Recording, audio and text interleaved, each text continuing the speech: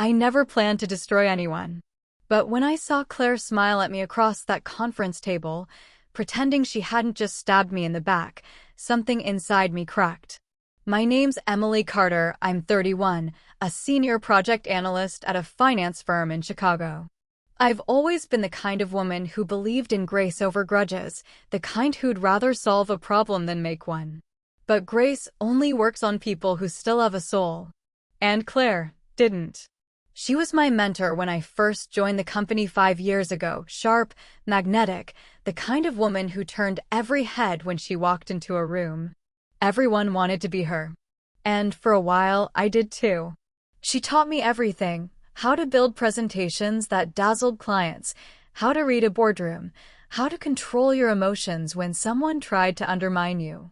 But somewhere between all the coffee breaks and late-night strategy sessions, something shifted. Claire stopped being my mentor. She became my competition. It started small. She'd take credit for a line I wrote, brush it off as a team win. I let it slide because I thought that's what good protégés did. But soon, she was presenting my entire reports as her own, charming the executives with my ideas. And I kept quiet, believing she'd eventually give me my due. She never did. That morning, I sat in the glass meeting room, waiting for the quarterly presentation, my presentation, to begin. The CEO, Richard Lang, took a seat beside Claire, smiling like they were about to announce something big. My stomach tightened as Claire adjusted her blazer and shot me a confident smirk. Then, she began. "Good morning, everyone," she said. "Today, I'm proud to present a proposal that will redefine our client retention strategy. Every slide, every number, every word, mine." I could barely breathe. My name wasn't on a single page. She had replaced the credits, altered the formatting, and claimed it all as hers. Richard clapped when she finished. "Brilliant work, Claire. This is exactly the kind of forward-thinking initiative we need." And then, like salt in an open wound, he turned to me and said, "Emily, you should take notes. You could learn a thing or two from Claire's presentation style." I felt my throat close. I wanted to scream, to tell him it was my data, my nights, my bloodshot eyes behind those numbers. But instead, I smiled, a tight, professional smile. Because I wasn't going to give Claire the satisfaction of seeing me break. After the meeting, she leaned close, perfume sharp with confidence, and whispered, "Don't look so upset, Em. You'll get your moment someday." Her voice was honey, but her eyes were poison. I watched her walk away, her heels clicking like a countdown. That was the day I realized something. Some people don't just compete with you. They enjoy watching you drown slowly, smiling as they hold your hand under the water. I tried to move on. I told myself it was one presentation, one stolen victory. I could rebuild. I could outwork her. But the next few weeks told me otherwise. Suddenly, my reports went missing from shared drives. Emails I swore I'd sent to clients were never received. My access permissions mysteriously changed overnight. Claire was sabotaging me, subtly, strategically, beautifully. And every time I tried to raise it with HR, she'd already spun a cleaner version of the story. "She's under stress," she'd tell them with fake concern. "I think she's just overwhelmed." And they believed her. Because why wouldn't they? Claire was their golden girl. The final straw came one Friday evening when I stayed late to finish a data model. My screen froze mid-save. I stared, confused, until I saw it. A shared notification popped up. Claire Dawson modified and uploaded the final file to Management Drive. My hands trembled. She had taken it again. I sat there in the dim office, fluorescent lights humming above me, my reflection staring back from the black monitor. And that's when I whispered to myself, "This is the last time." I didn't know it yet, but that night would mark the beginning of the end for both of us. As I gathered my things, I saw Claire's office lights still on across the hall. Her shadow moved against the blinds. She was laughing on the phone, maybe. I couldn't hear the words, but I could feel the glee in her tone. And for the first time in my life, I didn't feel hurt.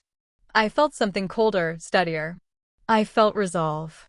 Because I was done being the student. I was done being her victim. She didn't know it yet, but I was going to give her one last chance, and when she took it, I'd end everything she'd built on my back.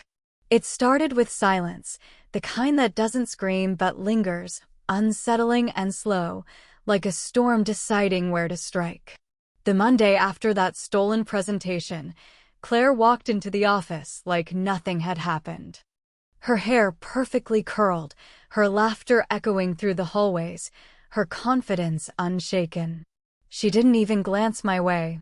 It was as if I'd become invisible overnight. "Morning, Em," she said finally, passing my desk with her coffee cup in hand. "Did you see the feedback from Richard? He's thrilled with how it went.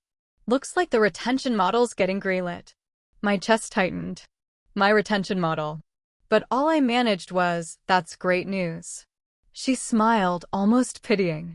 "Don't worry, I'll make sure you're looped into the next phase." The next phase never came. A week later, Richard called Claire into his office, just Claire. I watched through the glass as she nodded, smiled, and shook his hand. When she walked out, her grin was brighter than usual. "They're moving me to senior project lead," she said casually as she packed her laptop. "Temporary role, just while they expand the new initiative. But I'll need your support. You're my best data person, after all." Support. That's what I was to her. A stepping stone with a polite smile. I tried to focus on my own work.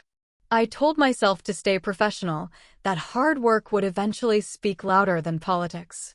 But soon, the little things started happening again, things I couldn't quite prove but couldn't ignore either. Files I'd double-checked went missing from shared drives. Meeting invites would accidentally leave me out. Reports I sent directly to clients would come back edited with Claire's name at the top. When I asked her about it, she tilted her head and smiled.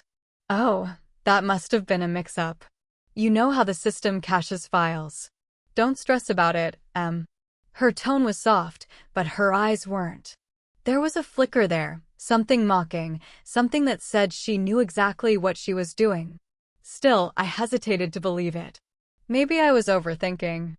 Maybe she was just careless. Then one afternoon, I overheard her in the break room. "She's brilliant," Claire said, voice low but sharp enough to carry. "But emotional. Sometimes I have to double-check her numbers just to make sure we're not presenting errors." My pen froze above the report I was reviewing. She was talking to Richard. I could hear his faint murmur in response, followed by her sweet laugh. No, she's not the problem. Just green. You know how some people need a little extra guidance." Guidance. The word stung worse than any insult. That night, I went home and stared at my reflection in the bathroom mirror. My face looked unfamiliar, tired, pale, eyes rimmed red from sleepless nights. Was I imagining it all? Was I letting paranoia win? Or was I finally seeing the truth? I started paying attention, watching her quietly. She'd send me vague emails late at night. "Can you update the metrics for tomorrow's review?" Without clarifying what needed updating. Then she'd tell management I missed a key data point. She'd compliment me in front of others, then CC me on messages that subtly questioned my competence. It was all designed to make me second-guess myself, to make them second-guess me too. One afternoon, while reviewing an internal report, I saw something strange. My draft, an early, unpolished version, had been sent to the client instead of the final one. I opened the audit trail. The sender was Claire. When I confronted her, she just shrugged. "You sent it to me that way, didn't you?" "No," I said firmly. I double-checked before forwarding it. Her eyes gleamed with false concern. "Then maybe you're just overworked. It happens." And just like that, she walked away, leaving her perfume and poison behind. That night, I sat in my apartment, surrounded by half-empty coffee cups and the quiet hum of my laptop. Every part of me wanted to believe she wasn't doing this intentionally. That she was still, somewhere deep down, the mentor who once told me, "We rise by lifting others." But my gut told me otherwise. The next morning, HR called me in for a performance check-in. They mentioned reports of missed deadlines, erratic behavior, communication issues.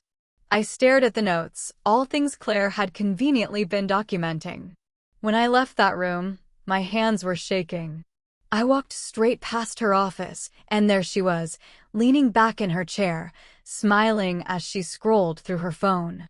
Our eyes met for a split second. She didn't even blink. That's when I realized this wasn't about competition anymore. It was about control. She wasn't just undermining me. She was rewriting my entire professional story, one lie at a time. And I had two choices: break quietly or start listening to the part of me that was finally screaming the truth. Something was coming. I could feel it in my bones. I just didn't know yet whether it would destroy her or me. The truth didn't come crashing down, it leaked in, slow and cruel, until I was drowning in it without realizing. By the time I saw the email, I already knew something was wrong. It was Friday night again, the same kind of night when Claire had stolen my last project. The office was empty, the city lights flickering through the windows, and I was trying to make sense of the week's chaos. Then I saw it, a thread in my inbox titled Strategic Team Expansion. I clicked it without thinking. And there it was. A congratulatory note from Richard, sent to Claire. Subject: Welcome our new senior data consultant, Emily Carter. But it wasn't a promotion. It was a demotion. The body of the email made my blood run cold. Claire, as discussed, I agree with your recommendation. Emily's analytical strengths are valuable, but she lacks leadership readiness. Moving her to a support role under your supervision ensures better output and accountability. Attached below was a PDF. My performance report. But it wasn't mine, not the one I'd submitted to HR. This version painted me as unreliable, defensive, and emotionally volatile. Each line was calculated to destroy my credibility. I scrolled down, heart pounding, until I saw it, the signature. Report compiled and verified by Claire Dawson. For a moment, I just sat there, staring at the screen. The office was silent except for the faint hum of the vents, and I could hear my pulse thudding in my ears. She'd done it. She hadn't just taken my work, she'd taken my reputation, too. I felt my hands start to shake. My throat burned as if I'd swallowed something toxic. Every kindness, every late-night mentoring session, every word she'd ever said to me, it all rewrote itself in that instant. I remembered the time she'd told me, if you want to survive in corporate, never make enemies. Now I realized what she meant. She didn't like competition. The worst part? HR and management already believed her version of the story. They'd already made it official. I wanted to march straight to Richard's office, to shout, to make them see. But what would I even say? The company's golden girl fabricated lies about me? It sounded paranoid, exactly the kind of narrative she'd prepared them for. I packed my things that night in silence, each pen and paperclip feeling like evidence of my failure. When I finally reached the elevator, my phone buzzed. A message from Claire. Claire, saw the new update. Don't take it personally, Em. This'll be good for you. Less pressure, more focus. Smiley face. That smiley face, that tiny mocking curve, was the knife twist I didn't know I could still feel. I wanted to reply. I wanted to call her every name she deserved. But instead, I put my phone away and walked out into the cold Chicago night. The world outside felt quieter than usual, the city buzzing far below as if it belonged to someone else. I stood there on the edge of the parking garage, gripping my coat against the wind. 5 years of loyalty. 5 years of trust. Gone, just like that. My chest tightened, and I felt tears sting my eyes. Not just because of what she'd done, but because I'd let her do it.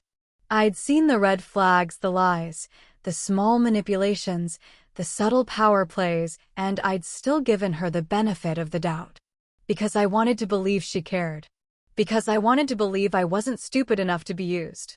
I drove home in silence, every streetlight flashing across the windshield like a heartbeat. I kept hearing her voice in my head, that soft, polished tone she used when she wanted control.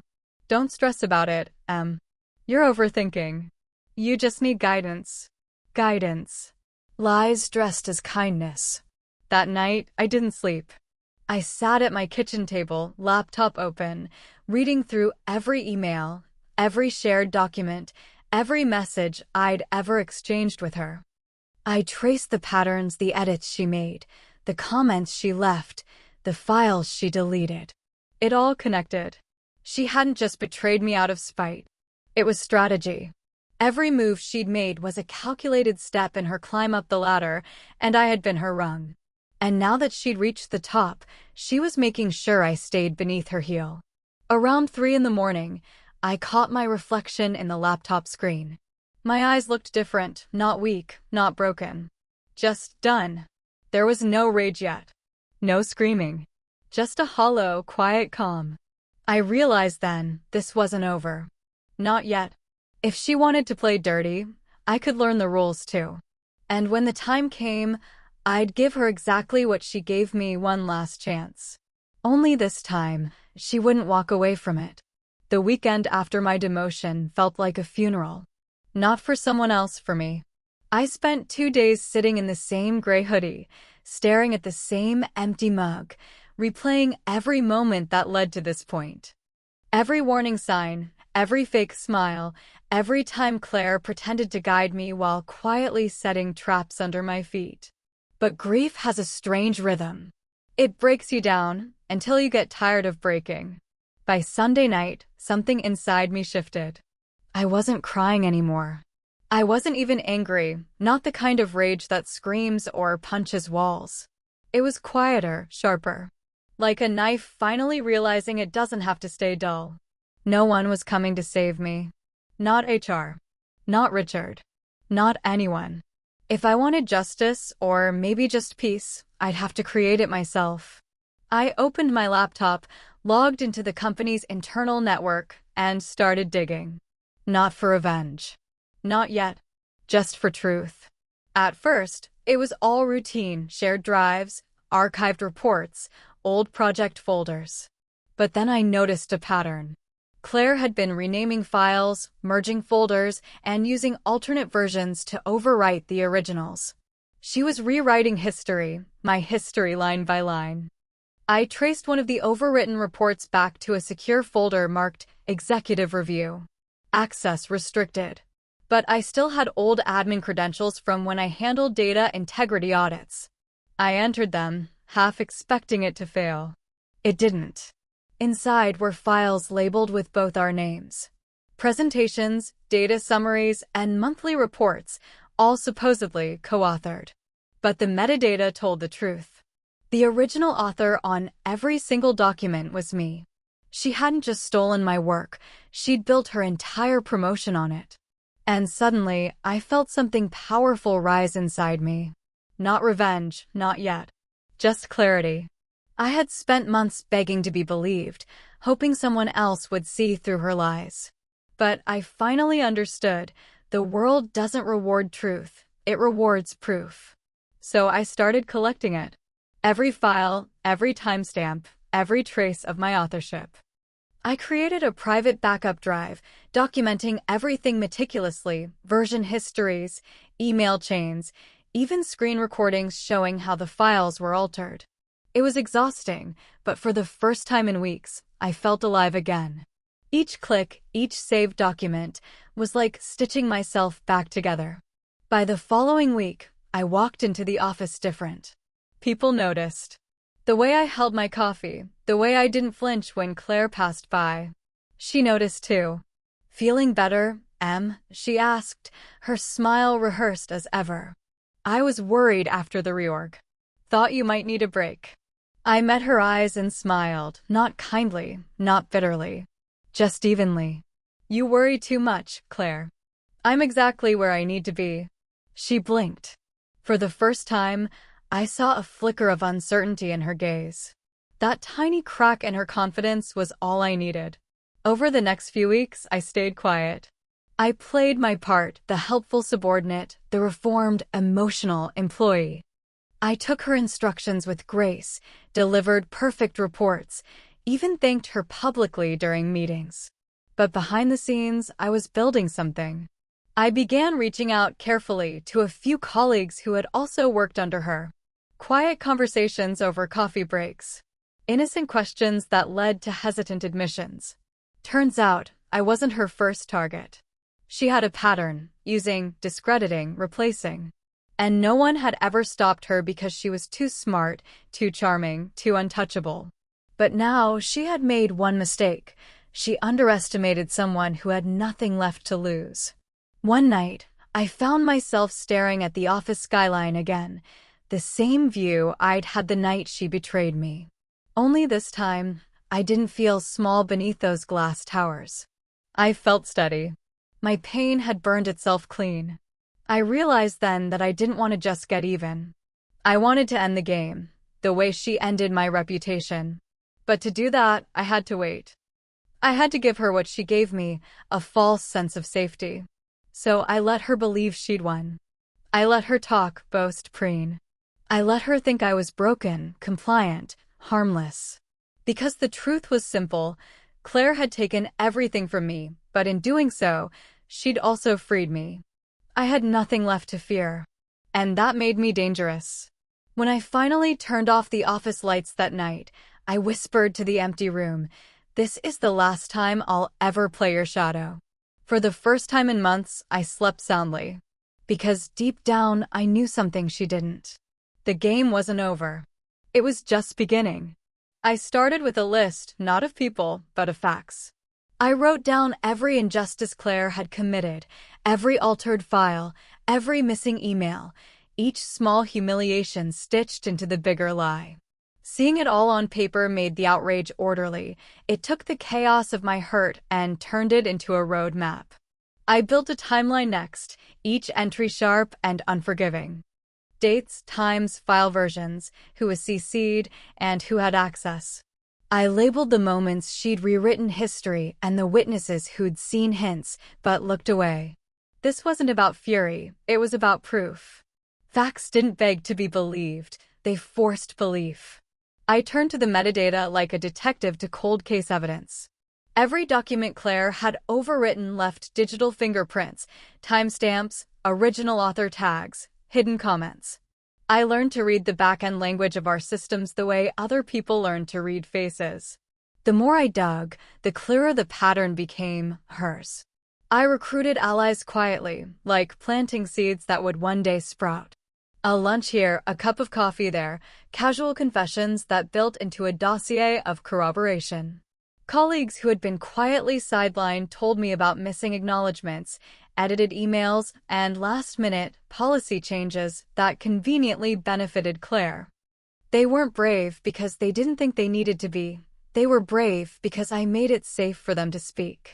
I created decoys to flesh out her habits.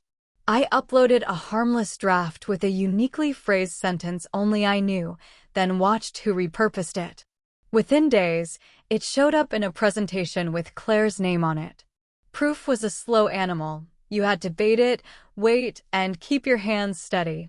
I opened a private channel of communication for evidence storage, encrypted, backed up, and unreachable by the casual user. I saved screen recordings, export logs, and voicemail timestamps. I compiled side-by-side comparisons of my original work and the versions she presented as hers. Each file was a nail. Together they would build the coffin of her credibility. I designed social traps as carefully as technical ones. I started seeding conversations with senior staff about collaborative attribution, about the value of transparency. I let Claire overhear me praise a colleague's work publicly and made sure that praise was genuine and traceable. If she tried to siphon any credit, it would show up in the trail I was building. I tested her reactions the way a chess player tests an opponent. I let a few minor wins slip, projects where I gave her just enough room to preen. She took them and flaunted them in elevator speeches and client calls. With each boast, her arrogance grew. With every puffed-up victory, she tightened the net she didn't know she was stepping into. I probed HR with legitimate, mild concerns to measure their response. I phrased things as process questions. Is version control fully active on these folders? Can we improve file access audits? The answers told me where the company's blind spots were and who would be most receptive to decisive, factual evidence. I rehearsed my confrontation in whispers and outlines, not to plot cruelty, but to prepare clarity. I worked out the order in which I would reveal the proof, the unaltered originals, the metadata, then the witnesses. I imagined telling the story without heat, letting the facts land like evidence on a table. That calm fury, precise and immovable, became my most trusted ally. I practiced patience until it felt like a talent. If she believed I was broken, that belief would be her undoing. I let Claire think she'd scrubbed me out of the picture, while behind her back I was restoring every chapter she'd ripped out. Her smugness became the gasoline for the plan I was building. I set one final lure that felt almost too simple to be true. I prepared a mock promotion deck, a detailed, high-stakes proposal with proprietary numbers only a handful of us knew. I leaked it through the right channels labeled as a collaborative draft, then sat back to watch who would present it as their own. If she touched it, the change logs and timestamps would scream. I walked the office differently now, not with revenge in my hands, but with the certainty of a surgeon. Every step I took was measured, every smile a tool. I had traded spectacular anger for surgical precision. I wasn't looking to destroy for the thrill. I was reclaiming the narrative she'd stolen. I ended each night by whispering the same thing into the dark. This is the last chance. I would give her one final opening to do the thing she always did, take, twist, and claim. When she reached for it, she'd find that the world finally had the proof to meet her lies. And in that moment, when the facade crumbled, I would end it.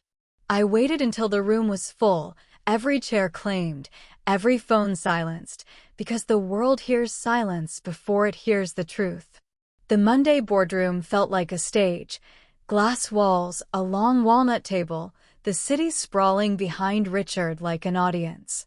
Claire arrived radiant, as if victory itself were stitched into her blazer. She took the head of the table with that practiced, effortless ease and turned to the assembled executives with the smile of someone already crowned. I walked in behind her, carrying nothing but a laptop and a file.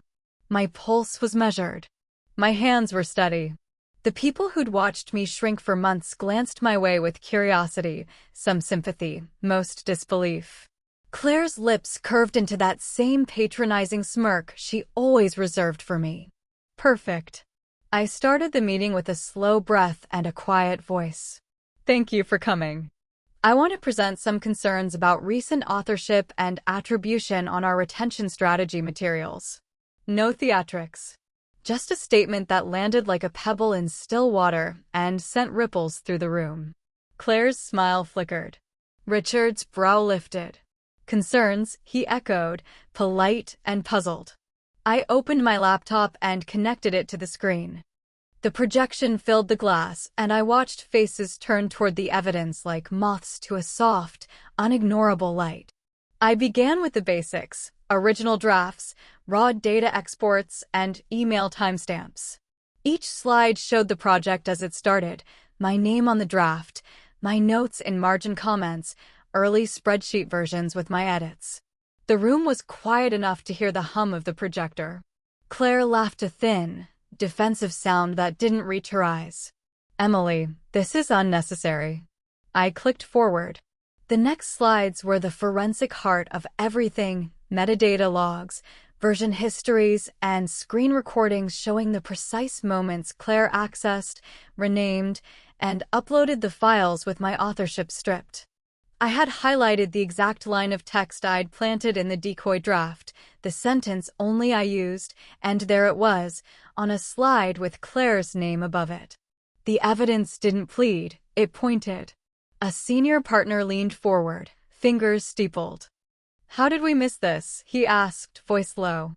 I let a minute stretch, then brought up the voicemail audio I'd backed up, a clip of Claire coaching a junior on how to phrase a performance concern about me. The words smooth and scripted, make it sound like she's emotional. Frame it as process, not malice. The audio was small and deadly. Heads turned toward Claire like judges listening to their verdict. She tried to speak, to interrupt, to charm, but the room had already started to change shape. Colleagues I'd quietly recruited stood, one by one, and gave calm, corroborated accounts, missing acknowledgments, last-minute edits attributed to others, the pattern of behavior they'd brushed off for fear of retaliation. Each testimony was short, precise, the kind of thing truth favors. Richard's face hardened into a careful neutrality as HR stepped forward with documents I'd shared with them privately the week before.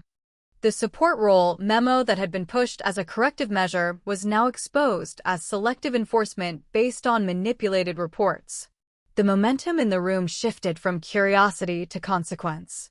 Claire's hands trembled just slightly, a tremor I hadn't seen when she plotted in the shadows. She tried to smile again, offered an explanation that sounded rehearsed. "These are misunderstandings," she insisted, voice thin. "Procedural errors." I clicked to the final slide, a side-by-side comparison of original drafts and the presentations she'd used in the boardroom, complete with version histories.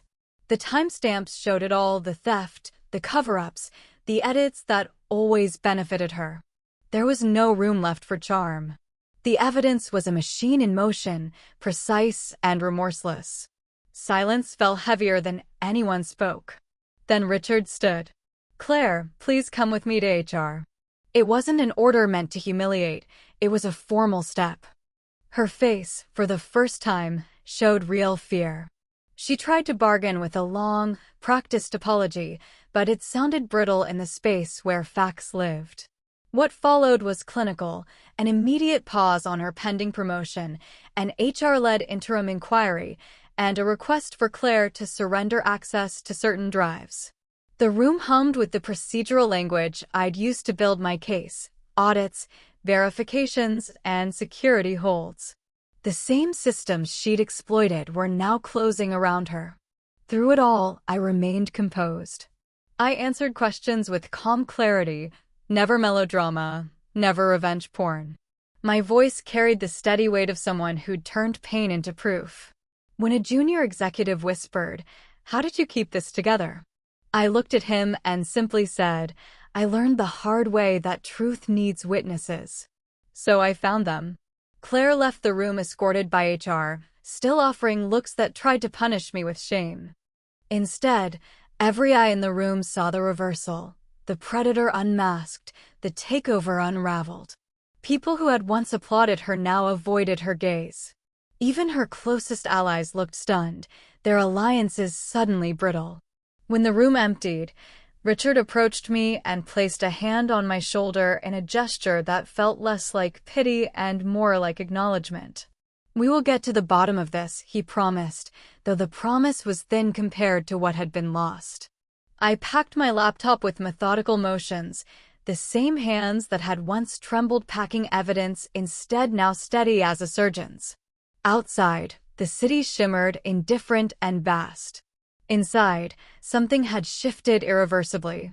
As I walked past Claire's office, I paused for a heartbeat and looked at her reflection in the glass. She was smaller than before, all confidence stripped down to the core she'd been hiding. I didn't gloat. I didn't crow. I only felt a cold, clean satisfaction, the kind that comes when justice isn't loud, but precise. This was the end of the opening act. The public unraveling had begun, and it had been delivered with the quiet exactness of someone who refused to be broken again. The air in the office felt different the next morning, lighter, quieter, almost like the building itself had exhaled after months of tension. Claire's nameplate was gone from her glass office door. HR had boxed her things overnight. Her empire, once built on charm and manipulation, had been dismantled in less than 24 hours. I watched from my desk as maintenance peeled her name from the door with a thin blade. It came off in clean strips, no drama, no noise. Just removal. Just erasure. When Richard called me into his office, the atmosphere was formal but strangely warm. He gestured for me to sit, his tone stripped of condescension. "Emily, I owe you an apology," he began. "You were right. We failed you, not just in credit, but in protection. For a second, my throat tightened. All those months I'd walked these halls feeling invisible, dismissed, diminished, they had led here. I didn't want revenge, I said carefully. I just wanted truth to have a voice. Richard nodded. And it did. Loudly. By the end of the week, an internal memo went out. Claire was officially terminated for ethical misconduct and breach of company policy. The audit she'd once weaponized against me was now being restructured under my lead. My new title, Senior Strategy Manager. It should have felt like victory, but what I felt was something deeper: peace. Not the fragile kind that cracks under memory, but the kind that comes from finally choosing yourself. I didn't gloat. I didn't post about it. I just reclaimed my space. Every small routine, morning coffee, project meetings, the walk to my car felt sharper, freer, as if I was finally living in a world where my silence wasn't mistaken for weakness. A week later, I met Claire again, unexpectedly. It was at a local cafe near the office, her hair undone, her expression hollow. She didn't see me at first. She was on the phone, probably arguing with a recruiter. Her voice was tight, desperate. For a moment, I just watched. There was no satisfaction left, no venom. She had built her throne on stolen credit and quiet cruelty. Now, she was living the fallout of her own design. That was her punishment, not my anger, but her own exposure. As I turned to leave, she caught my reflection in the window. Our eyes met, just once. I gave her a polite, quiet nod. No gloating, no pity. Just acknowledgement. Then I walked away. That was the real power, not staying to win, but leaving when you already have. In the months that followed, I rebuilt everything she'd tried to destroy. The team began to thrive under transparency and trust. People who once whispered now spoke up. The toxic hush that had lived in that office was gone. At my new office, same building, new corner view, I kept one framed photo on my desk, a screenshot of my original draft, time-stamped before everything fell apart. It wasn't there as proof anymore. It was there as a reminder that even when others erase your name, your work, your worth, the truth still keeps its signature. One night, as the city glowed below, I stayed late reviewing quarterly reports. The office was empty, silent except for the hum of the AC. I opened my reflection in the glass and smiled faintly. You did it, I whispered to myself. You didn't just survive her, you outgrew her. That's when it hit me: Claire's downfall wasn't my victory. My victory was walking through hell without becoming her. And that's what poetic justice really is. It's when you stop chasing their ruin, because your growth already proves it. So if you're listening to this and you've been betrayed by a boss, a friend, or someone who smiled while cutting you down, remember this: no one gets away with what they build on lies. Not forever. The truth may take time, but when it arrives, it doesn't knock. It walks right in. Tell me in the comments, have you ever faced a betrayal like this? Did you fight back, or did you walk away stronger? I want to hear your story. And if you believe in calm revenge, in justice delivered without losing your soul, hit like, share this story, and subscribe for more. Because sometimes the sweetest revenge is peace that no one can steal. She stole my credit to build her empire, but in the end, my silence signed her collapse.